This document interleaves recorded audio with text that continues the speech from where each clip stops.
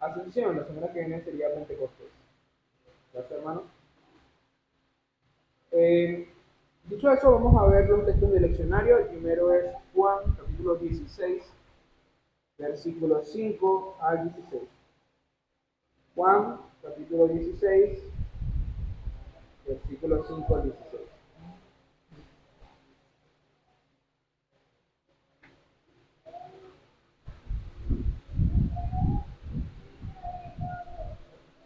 Juan 16, 5 al 16. Dice así: ahora vuelvo al que me envió, pero ninguno de ustedes me pregunta, ¿a dónde vas? Al contrario, como les he dicho estas cosas, se han entristecido mucho. Pero les digo la verdad, les conviene que me vaya porque si no lo hago, el Consolador no vendrá a ustedes. En cambio, si me voy, se lo enviaré a ustedes. Y cuando Él venga, convencerá al mundo de su error, en cuanto al pecado, la justicia y el juicio. En cuanto al pecado, porque no creen en mí. Y en cuanto a la justicia, porque voy al Padre y ustedes ya no podrán verme. Y en cuanto al juicio, porque el príncipe de este mundo ya ha sido juzgado.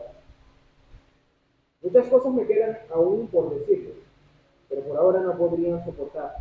Pero cuando venga el Espíritu de la verdad, Él os guiará toda la verdad, porque no hablará por su propia cuenta, sino que dirá solo lo que oiga y les anunciará las cosas por venir.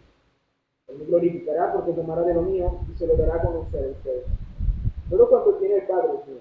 Por eso, les dije que el Espíritu tomará de lo mío y se lo dará a conocer a ustedes.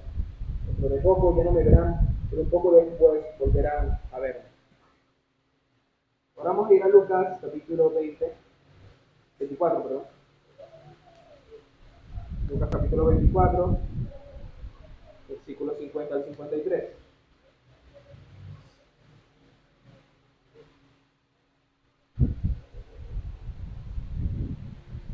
Muy bien.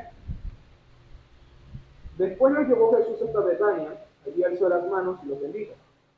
Sucedió que, mientras los bendecía, se alejó de ellos y fue llevado al cielo.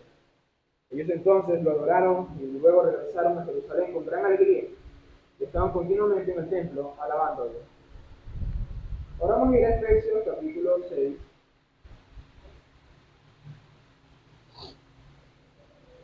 Efesios capítulo 6, versículos 7 al 13. 4, 7 al 13.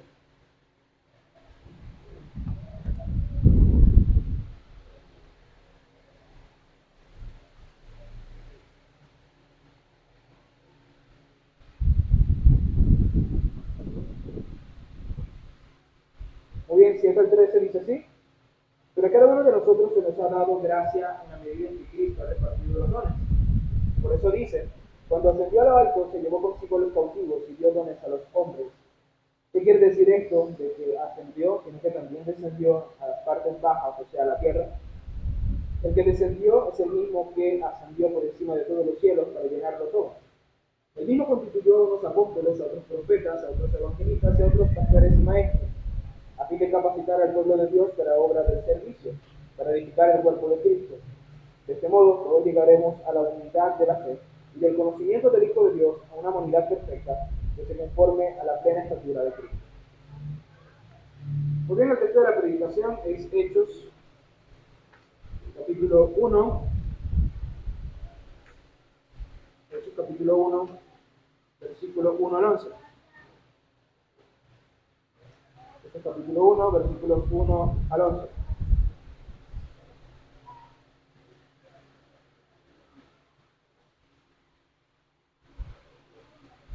Dice así: estimado Teófilo, en mi primer libro me referí a todo lo que Jesús comenzó a hacer y enseñar hasta el día en que fue llevado al cielo.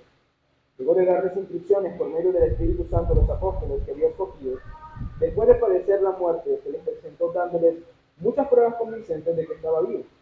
Durante 40 días se les apareció y les habló acerca del reino de Dios. Una vez, mientras comía con ellos, les ordenó: no se alejen de Jerusalén, sino esperen la promesa del Padre, de la cual les he hablado. Juan bautizó con agua, pero dentro de pocos días ustedes serán bautizados con el Espíritu Santo. Entonces los que estaban reunidos con él le preguntaron: Señor, ¿es ahora cuando vas a restablecer el reino de Israel? No les toca a ustedes conocer la hora ni el momento, determinadas por la autoridad misma del Padre, le contestó cuando venga el Espíritu sobre ustedes, recibirán poder y serán mis testigos tanto en Jerusalén como en toda Judea y Samaria, y hasta los confines de la tierra. Habiendo dicho esto, mientras ellos lo miraban, fue llevado a las alturas hasta que una nube lo ocultó de su vista. Ellos se quedaron mirando fijamente al cielo mientras él se alejaba. De repente se les acercaron dos hombres vestidos de blanco que le dijeron: Galileos, ¿qué hacen aquí mirando el cielo? Este mismo Jesús, que ha sido llevado de entre ustedes al cielo, vendrá otra vez de la misma manera que lo han visto.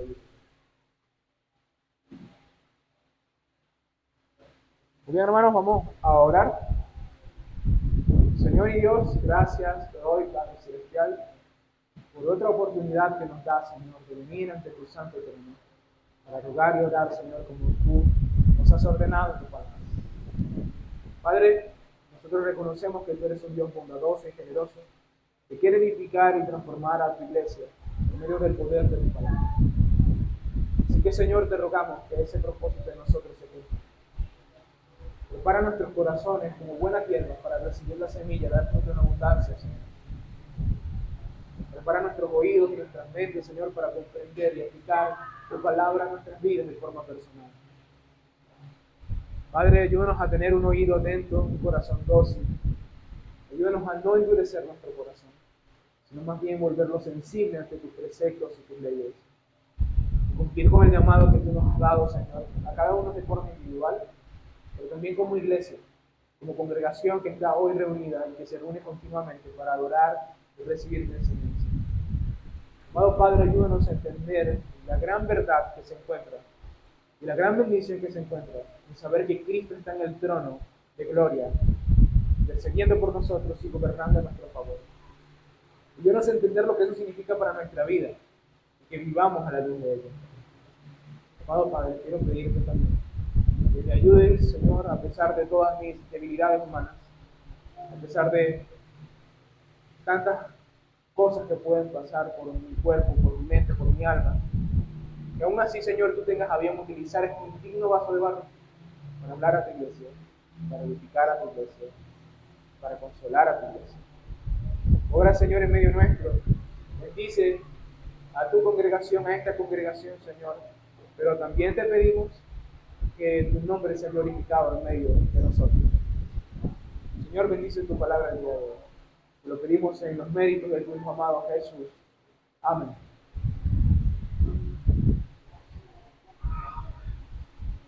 Nosotros no podemos olvidar que todo lo que el Señor Jesucristo ha hecho en esta tierra es para nuestro bien. Por lo que es común preguntarnos en cuanto a la ascensión, ¿no? Porque es como algo que Jesús hizo en la tierra, pero también algo que Jesús hace en el cielo. Y nosotros podemos hacernos la misma pregunta que se hicieron los discípulos, aunque la Biblia no lo muestra explícitamente, las palabras del Señor muestran que básicamente eso era así. Y la pregunta es, ¿realmente nos beneficia que Jesús se haya ido? Sin duda, esta fue una pregunta que se hicieron los discípulos. Por eso el Señor les dice y les consuela que les conviene o les convenía que Él se fuera. Y en nuestra mente las cosas no siempre suceden como Dios las piensa. Para los discípulos era importante que Jesús permaneciera con ellos a su lado, pero eso no eran los planes de Dios. Dios tenía los planes de retirarse, de irse. Para los discípulos la restauración del reino terrenal de Israel era lo importante, pero esos no eran los planes de Dios. Los planes de Dios siempre son mejores que los nuestros, y el plan de Dios, que se revela por lo menos en este texto, es que su plan era ascender a su Hijo para cumplir con sus propósitos y beneficiarnos con su ascensión. El plan de Dios era ascender a su Hijo para cumplir sus propósitos y beneficiarnos así con su ascensión. La pregunta es entonces, ¿cuáles son estos beneficios? ¿Y cómo nosotros somos bendecidos por la ascensión de Cristo? Esta es precisamente la pregunta a la cual responderemos en esta mañana. Y el primer beneficio, hermanos, que quiero mencionar el día de hoy es el beneficio de su Espíritu Santo. Lo que notamos primero en este texto es la promesa de que Dios en Cristo va a derramar de su Espíritu Santo sobre la iglesia, sobre sus discípulos. En cuanto a esto, la respuesta de Jesús se muestra como una alternativa dentro del plan de Dios, como diciendo que su plan para ese momento no era la restauración del reino de Israel, sino el enviar el Espíritu Santo. Dice, a ustedes no les concierne conocer todas estas cosas, sino que ustedes recibirán el Espíritu Santo y cuando reciban el Espíritu Santo recibirán poder y me serán testigos. Ahora, ¿de qué trata este poder? Es la pregunta realmente de este texto, ¿no? Porque no lo dice tan explícitamente. Bueno, la palabra poder en la Biblia tiene varias connotaciones. Y, por ejemplo, muchas personas, sobre todo cierta ala del protestantismo, han entendido este poder como el hacer milagros y maravillas y señales, ¿no? No obstante, si nos fijamos bien en el libro de los Hechos, quienes reciben el Espíritu Santo y por lo tanto quienes reciben poder, por así decirlo, son los 120 reunidos en oración en Hechos capítulo 1. Posteriormente lo reciben un grupo de personas mucho más grande.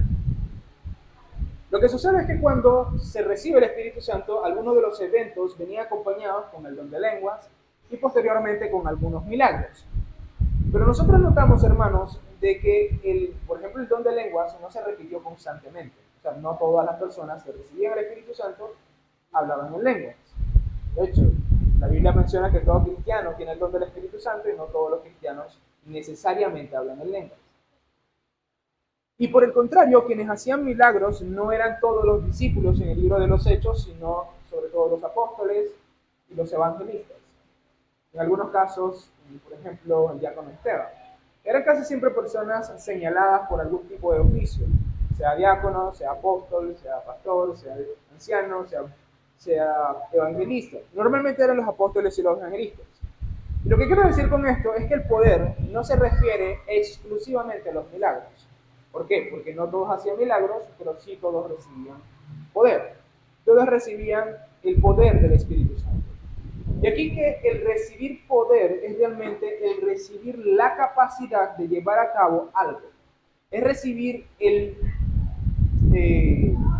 poder, por así decirlo, la capacidad, por así decirlo, sobrenatural o no, para cumplir la función que el Señor les había dado a la iglesia. ¿Ok?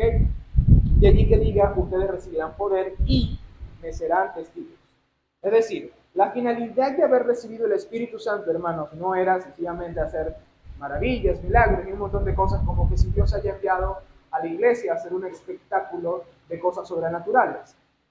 Es realmente todas las cosas en función de ser testigos a todas las naciones. De hecho, si nosotros vemos los primeros milagros en el libro de los Hechos, ese era su propósito. Cuando los primeros discípulos hablaron en lenguas, las personas se acercaron y dijeron, ¿qué es esto?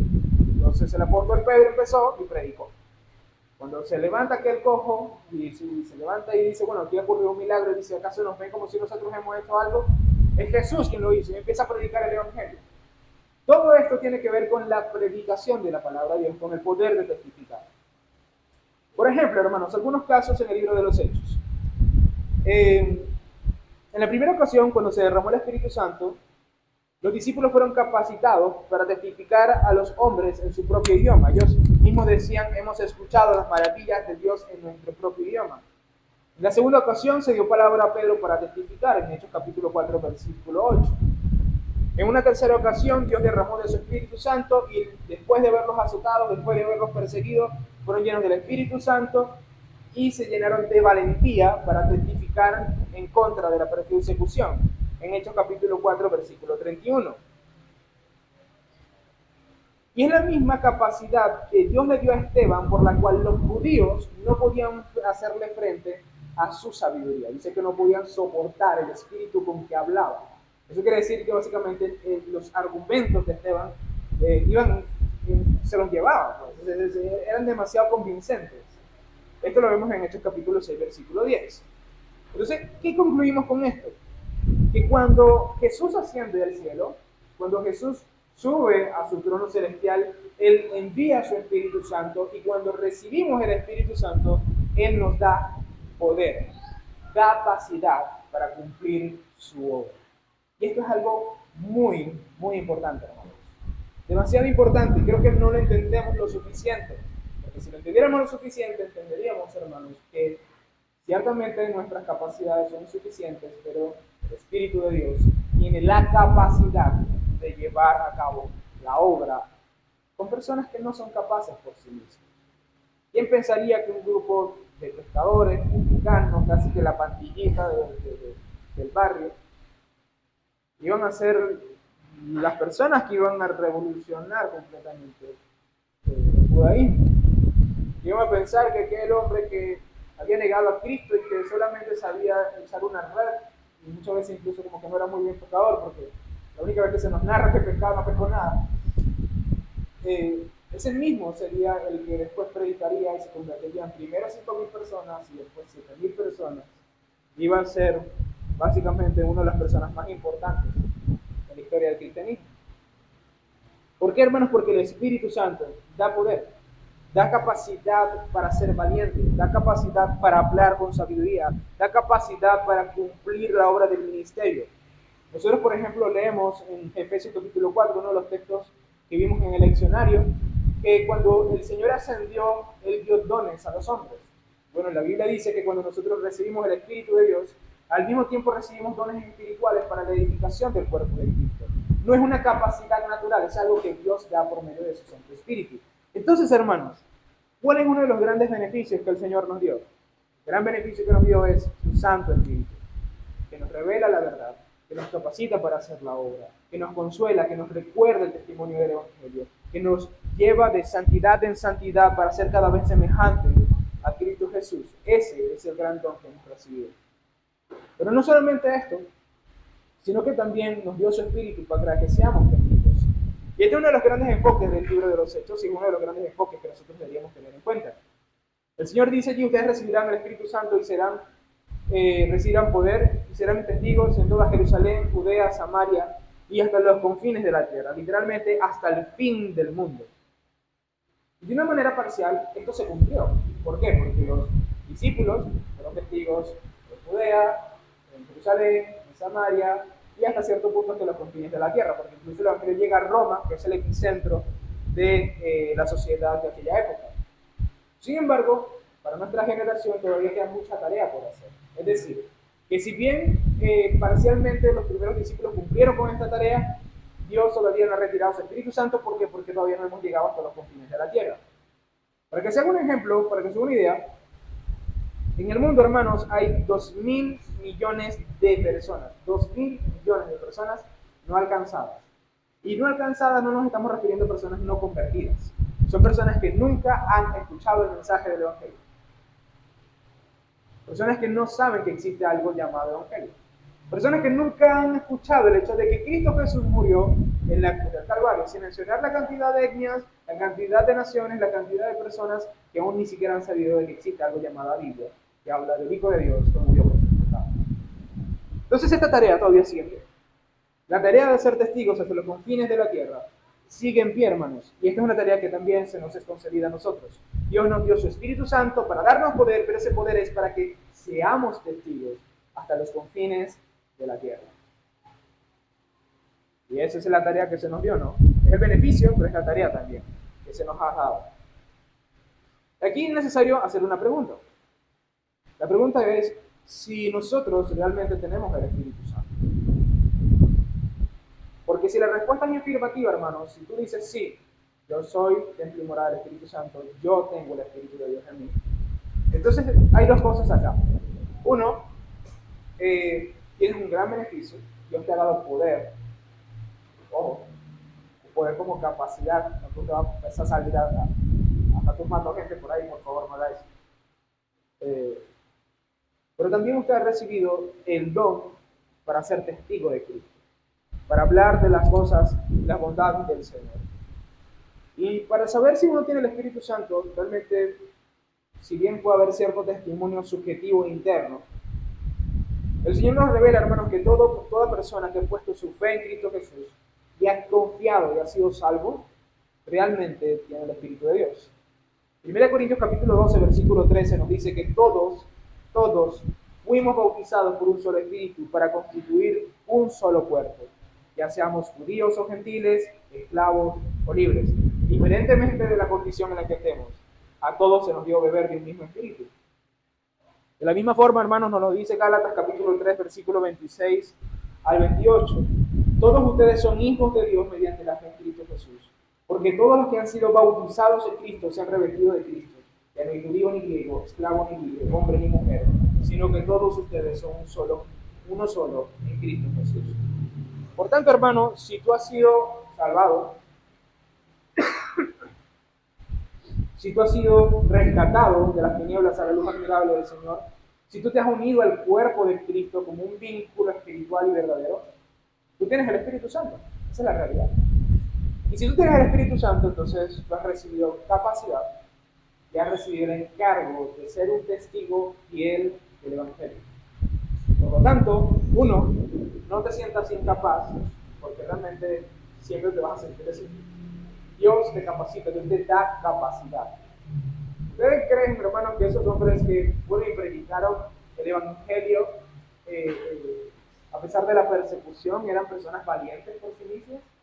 No, hermano, fue el Espíritu Santo que se derramó en ellos y fueron llenados de valentía.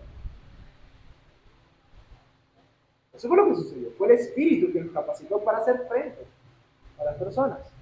Por ejemplo, yo soy el tipo de personas, hermanos, que cuando voy a predicar el Evangelio en las calles, no aquí, en las calles, yo me pongo muy nervioso, me da miedo. Pero cuando yo empiezo a decir la primera palabra, ese miedo se va. Yo empiezo a hablar como que si nadie me fuese a parar. Entonces voy y a veces sigo al siguiente y puedo pasar todo el día predicando. Pero eso son cosas que hace el Espíritu. ¿Ok? Pero ese es el llamado que tenemos, ¿no? Tenemos el llamado de ser testigos de Él. Y para esto se nos dio su Santo Espíritu. Entonces aquí, hermanos, tenemos dos cosas. Uno, hermanos, tienes un divino capacitador, tienes alguien que te capacita, tienes alguien que te da los dones, tienes alguien que te usa para ser instrumento en las manos del Señor. Y segundo, tienes una obligación por el cual has sido capacitado, que es ser testigo del Evangelio, predicar el Evangelio a toda persona.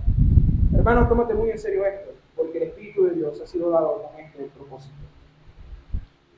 El segundo beneficio que tenemos, hermanos, es a Cristo entronado. El primero es su Espíritu Santo, el segundo es el beneficio de que Cristo está entronado. El pasaje dice que Cristo subió a las alturas y que está en las alturas. Por consiguiente, yo quiero hablar aquí, hermanos, en este punto, de algo que el texto no lo dice explícitamente, sino que podría decirse que se presupone implícitamente. Pero que si bien el texto no lo dice, sí lo dice la Escritura. Yo quiero que ustedes entiendan esto, ¿no? ¿Qué significa el hecho de que los discípulos hayan visto al Señor Jesús ascender? El Señor sube, como flotando, una nube lo toma y desaparece. En ese momento que desaparece, entendemos que Él ha entrado al lugar santísimo, se ha sentado en su trono. ¿Y qué es lo que sucede acá, no? Lo que sucede aquí, hermanos, es que lo que primero que debemos entender es que Cristo está en su trono de gloria como soberano. De hecho, esto es algo que está implícito en el libro, en el contexto del capítulo 2 y en el capítulo 1. Permítame explicarle esto. Lucas empieza diciendo que en su primer tratado, es decir, en el Evangelio de Lucas, él dijo que él explicó todas las cosas que el Señor hizo estando en la tierra. Lo que quiero decir que Lucas implícitamente es que lo que va a explicar ahora en su segundo tratado, que es el libro de Hechos, es lo que Jesús hace estando en el cielo. De hecho, esto no solamente lo dice de forma implícita, sino también lo dice de forma explícita. Porque en Hechos capítulo 2, versículo 29 al 36, él dice lo siguiente, utilizando las palabras de Pedro. Dice, hermanos, permítanme hablarles con franqueza acerca del patriarca David, que murió y fue sepultado y cuyo sepulcro está entre nosotros hasta el día de hoy. Era profeta y sabía que Dios le había prometido bajo juramento poner en el trono a uno de sus descendientes. Fue así como previó lo que iba a suceder, refiriéndose a la resurrección del Mesías. Afirmó que Dios no dejaría que su vida terminara en el sepulcro y que su fin fuera la corrupción. A este Jesús, Dios lo resucitó y de ellos todos nosotros somos testigos. Exaltado por el poder de Dios y habiendo recibido del Padre el Espíritu Santo prometido, ha derramado esto que ustedes ahora ven y oyen. David no subió al cielo y sin embargo declaró, dijo el Señor a mi Señor, siéntate a mi derecha hasta que ponga a tus enemigos por estrado de tus pies. Por tanto, sépalo bien todo Israel que a este Jesús, a quien ustedes crucificaron, Dios lo ha hecho Señor y Mesías. ¿Qué es lo que está queriendo decir Lucas, tanto en el capítulo 1 como en el capítulo 2? Jesús está ocupando el trono de David a la diestra del Padre y él va a someter todos sus enemigos por estrado de sus pies. Cristo resucitó, Cristo ascendió, está centrado, reinante y victorioso en su trono de gloria. Es decir, hermanos, el gran beneficio que nosotros tenemos es que El mismo que murió por nosotros, por amor, es el mismo que hoy reina como el gran regente del universo. Quien está en ese lugar gobernando sobre cada evento de la tierra y de la historia es mi amado Salvador, es el esposo de la iglesia, es el pastor de las ovejas, es el mismo que se entregó a sí mismo para darnos salvación. Mi Señor, mi Cristo, está sentado reinante sobre los cielos y la tierra. Él mismo dijo antes de ascender: toda potestad me ha sido dada en los cielos y en la tierra. Y por eso dijo: por tanto, id y haced discípulos. Entonces, hermanos, ¿cuál es mi gran beneficio? Mi gran beneficio es que tengo a uno sentado en el trono de la soberanía, reinante y gobernante sobre todas las cosas. Y esto que nos hace entender, hermanos, que tenemos una sublime confianza de que aunque las naciones se subleven, aunque los mundos se subleven, aunque todo parece ir de mal en peor, el Señor sigue siendo el Rey y sigue gobernando. La ascensión nos recuerda, hermanos, que tenemos a uno que nos amó y nos rescató y que está hoy gobernando sobre todas las cosas. Por eso nosotros podemos decir con total confianza: todas las cosas ayudan a bien a aquellos que aman a Dios. Porque sabemos que los que aman a Dios, todas las cosas ayudan a bien. Romanos capítulo 8, versículo 28. ¿Pero por qué sabemos eso? Porque Cristo, quien me amó, reina en el cielo y en la tierra. Y esto es muy hermoso, hermanos, porque por lo menos para nosotros los cristianos, el trono de Cristo no es solamente un trono de gobierno, sino un trono de gracia. Es un trono al cual nosotros podemos acercarnos para morir para nosotros mismos. Nosotros podemos confiar, hermanos, en ir a Él en oración y pedirle cualquier cosa que sea para nuestra necesidad, para nuestra edificación, para nuestro consuelo, para nuestro crecimiento, para nuestro sustento. ¿Por qué? Porque Él nos acepta y podemos aceptarnos confiadamente. Él está allí, hermanos, y Él gobierna sobre todo. No hay nada que Él no pueda hacer en nuestro favor. Es como cuando dice el mismo Señor en Romanos capítulo 8, porque si Él nos entregó a ti, su Hijo Jesucristo, ¿cómo no nos entregará conjuntamente con Él todas las cosas? Y esa es la realidad. Pero hermanos, Cristo no solamente ascendió como Rey y como gobernante, sino también como sacerdote. Hebreos capítulo 9, versículo 24, dice que Cristo no entró en un santuario hecho por manos humanas, simple copia del verdadero santuario, sino en el cielo mismo, para presentarse ahora ante Dios en favor nuestro, para presentarse delante de Dios en favor nuestro. Hermanos, Cristo viene y se presenta como un rey, pero también como un sacerdote. ¿Sabe lo que hacía un sacerdote? Se presentaba con los nombres de las 12 tribus y en el nombre de ellos se presentaba e intercedía en favor de ellos.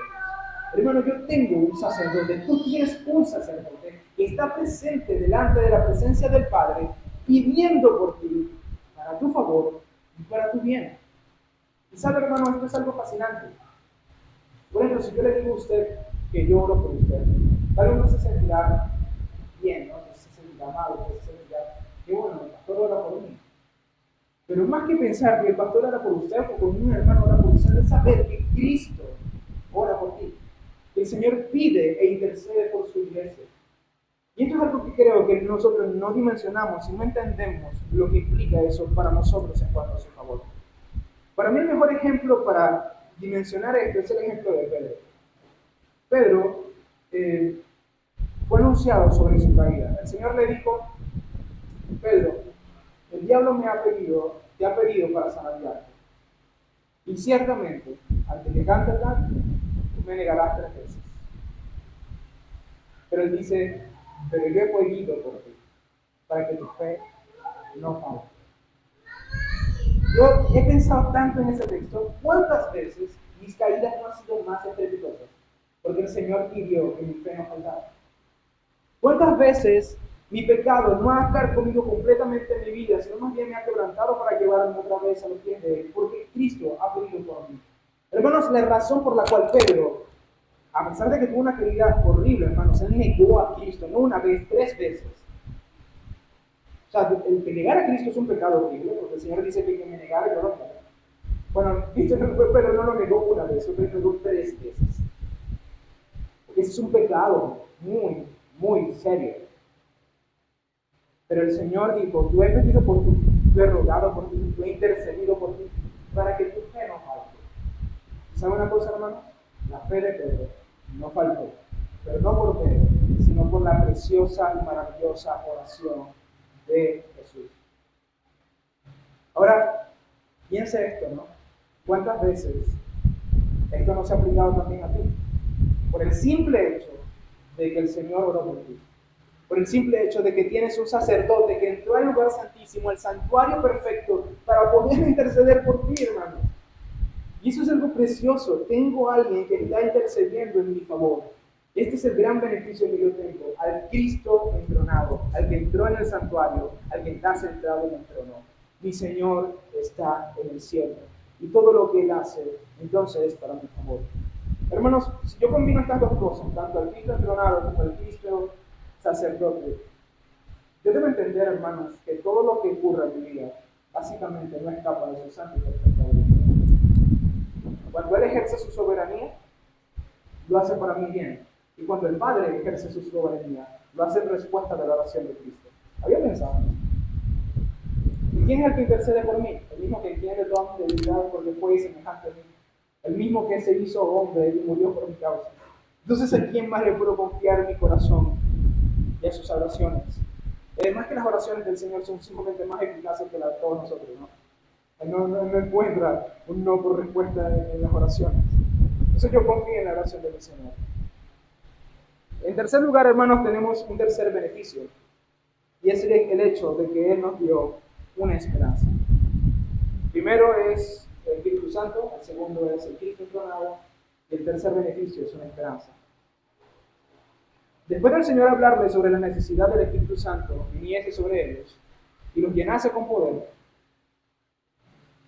pasó algo bastante extraño. De hecho, para mí es una de las escenas más graciosas de la Biblia, porque dice que los discípulos se quedaron viendo. Yo me imagino la situación, siempre me parece muy cómica, porque es como... Pero no, sobre todo porque como se narra, ¿no? Dice que estaban comiendo y de repente el Señor se subió. Yo creo que ni se despidió, se subió y se fue. Y ellos se quedaron viendo el cielo, porque no entendían lo que estaba sucediendo. Entonces cuando ellos ven todo este evento, ¿no? Cuando ocurre todo esto, dice que se le paran unos ángeles vestidos con vestiduras blancas y les enseñan una serie de cosas. Dice, ¿por qué se quedan viendo a este Jesús? Y básicamente le dan dos mensajes en cuanto a la esperanza. Y la gran esperanza que se les da a los discípulos en este caso es que ellos lo verán regresar. Para que no se malinterprete, dice, así como lo han visto irse, así lo verán regresar. No porque no se interprete como que, bueno, tal vez una venida, no. Como por ejemplo, los dispensacionalistas, ¿no? Que Jesús viene hasta las nubes y recoge a su iglesia y después no. No, así como lo han visto ascender, así mismo lo van a ver descender. ¿Qué quiere decir esto? Bueno, esto implica una serie de cosas que son necesarias comprender. Primero, es curioso porque los discípulos murieron. Entonces, realmente esta declaración presupone el hecho de la resurrección de los muertos. Es decir, los discípulos, para que se cumpla la palabra de los ángeles, tendrían que resucitar. Para que puedan resucitar, entonces el poder de Dios tiene que obrar en ellos y ellos luego verán descender al Hijo de Dios como lo vieron ascender. Entonces aquí tenemos la esperanza de la resurrección, por lo menos de forma implícita. Pero también, hermanos, debemos entender lo que el mismo Señor hablaba sobre este tema, ¿no? Y es el hecho de que no solamente veremos al Señor venir, sino que lo veremos venir en gloria. El Señor ya no vendrá atado al pecado, sino que ahora vendrá completamente justo y perfecto para hacer justicia con respecto a los pecadores y con respecto a los justos. Cuando el Señor separará por fin a las cabras de las ovejas. Nosotros recordamos entonces en este caso que el simple hecho de que Jesús haya ascendido nos da la esperanza de que veremos por fin justicia sobre el mundo, porque el Señor ya no vendrá para seguir soportando, sino sencillamente para derramar su vida. Y finalmente, hermanos, esto también nos dice que el Señor cumplirá su promesa. Todas las promesas que podría decirse que se cumplieron parcialmente en la muerte y en la resurrección de Cristo, las promesas del cielo y la tierra nueva, las promesas de de enjuagar nuestras lágrimas, las promesas de ya no tener enfermedad, de ya no tener pecado sobre nuestras vidas, todas las promesas de bien y no de mal, el hecho de la restauración perfecta de todas las cosas, el Señor ciertamente le cumplirá. El Señor regresará y cumplirá con todo lo que Él ha prometido. ¿Y esto qué significa para nosotros, hermanos? Esto significa que la iglesia, desde el mismo inicio de su existencia, es decir, Hechos capítulo 1, es el inicio de la historia de la iglesia, básicamente. El Señor nos había anunciado el final, para que no lo perdamos de vista. Para que no perdamos de vista el hecho de que tenemos a un Cristo que está en su trono y va a regresar. No perdamos de vista que Él va a cumplir sus promesas, que Él va a cumplir su redención sobre nosotros, que Él va a cumplir con su justicia. El Señor nos ha dado un gran beneficio al sentarse en el trono de gloria, y es el hecho de darnos una esperanza. Hermanos, por ejemplo, nosotros debemos comprender de que lo que tenemos en esta vida no es simplemente el pasado ni el presente. Nosotros tenemos un futuro incluso que va más allá de nosotros, un futuro que va mucho más allá de nuestros hijos o nietos. Es el futuro glorioso del Hijo de Dios. Estamos atados al futuro glorioso del Hijo de Dios. Nosotros sabemos como cristianos que la muerte no es el final, que nuestros hermanos que han creído en Cristo, que nuestros familiares que han creído en Cristo, disfrutan hoy de una dicha y un gozo mucho mayor que el de nosotros, y que incluso ellos resucitarán y podrán ver al Hijo de Dios regresar entre las nubes. Nosotros sabemos, hermanos, de que Dios cumplirá todas sus promesas de venganza, sus promesas de justicia, sus problemas de recompensa. Todas esas promesas se van a cumplir, hermanos. No hay promesa que el Señor no cumpla al final. Entonces tenemos una esperanza por el Cristo ascendido. Y en esa esperanza nos sostenemos y nos mantenemos firmes, sabiendo, hermanos, que nuestro trabajo en el Señor no es en vano. Nunca será en vano. Porque aunque en esta vida tal vez no veamos los resultados que queremos, lo cierto es que en la vida venidera es más que comprobado de que seremos recompensados. Así que, hermanos, tenemos estos tres beneficios. Tenemos al Espíritu de Dios, tenemos al Cristo encarnado y tenemos una esperanza. Hermanos, el Señor ha ascendido y esto nos ayuda grandemente. Nuestro Señor ha subido al trono de la gracia para dejarnos a nosotros su Espíritu Santo, nuestro divino consolador y capacitador. Él ha subido para interceder por nosotros y para darnos una esperanza. Hermanos, esto nos señala algo muy importante, que Jesús no solamente murió en la cruz para llevarnos a Dios y pagar por nuestros pecados y perdonarnos, sino que también resucitó para nuestra justificación y subió a su trono para seguir haciendo su trabajo en nosotros y por medio de nosotros. Y esto también es el Evangelio, de que el Señor no solamente salvó por medio de la cruz, sino que sigue salvando por medio de su ascensión. Él no nos ha abandonado, Él no abandona la obra de sus manos. Él sigue derramando de su espíritu sobre los hombres, Él sigue gobernando sobre su pueblo, Él sigue fundiendo esperanza sobre los perdidos. Ese es el Cristo que tenemos, hermanos. El Cristo que ha ascendido, que está sentado en el trono de gloria. Así que alégrate en los beneficios que el Señor te ha dado a través de su Hijo Jesús, que ha ascendido a su trono. Vamos a orar. Amado Dios y Padre Celestial, gracias te doy, Señor. Tu palabra nos dice, Señor, que tú nos has sentado en los lugares celestiales conjuntamente contigo, y que nos has bendecido con toda bendición espiritual en las regiones celestes. El hecho de que Cristo Jesús esté en nosotros, con nosotros, es una gran bendición. Gracias, Señor, porque estos beneficios son invaluables. Él tengo en el cielo, Señor, sino aquí, con tu palabra. Padre, ayúdanos a comprender el poder y la capacidad que nos das por tu Espíritu. Ayúdanos a entender, Señor, el llamado que nos has hecho como testigos. Ayúdanos a comprender que nuestro Dios está en su trono, intercediendo por nosotros, buscando nuestro bien, buscando nuestra santidad, buscando nuestra conversión, nuestra renovación continua, Señor. Ayúdanos a entender, Señor, la esperanza que nos has dado en Cristo, que poniendo nuestra fe en Él, avancemos cada día, sabiendo, Señor, que el sufrimiento, la muerte o la perdición que hay en este mundo no es eterna. Tú regresarás y vencerás. así como venciste en la cruz del Calvario por medio de tu resurrección. Así que, Señor, danos gozo, danos consecuencia, danos práctica, danos todo lo necesario, todo lo consecuente a estos beneficios y al hecho de que tú has resucitado por nosotros. Así que, Padre, te ruego que tú obres en nuestras vidas y nos permitas vivir con las implicaciones de estas cosas. En el nombre de Jesús te lo ruego. Amén.